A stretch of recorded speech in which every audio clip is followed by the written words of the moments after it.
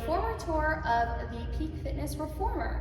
So the goal of this video is to just get you more familiarized with the terminology you might hear in a reformer's class. So let's go over the little bits and pieces here, starting off with the front of our machine. This is your platform. It's part of the machine that does not move. Then you have your foot bar.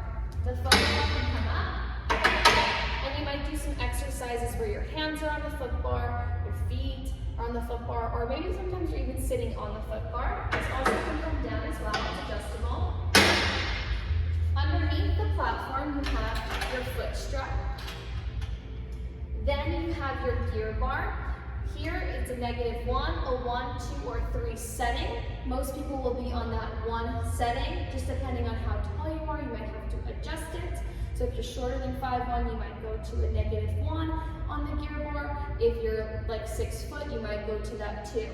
Now for our spring tension, green is very light, yellow is medium, red is heavy, yellow is medium, and blue is light. You also want to make sure that the gear bar number matches the stopper, which is located on the inside of your machine.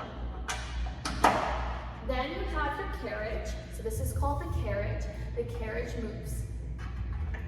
These are your shoulder blocks, your headrest. The headrest is also adjustable as well. You can lift it up or you can lower it down. Then you have your straps, which are located around the peg. You have a long strap and a short strap.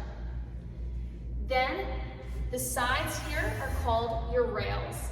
And headed to the back of the frame, you have your risers. And that's some terminology on your reformer so you can feel comfortable taking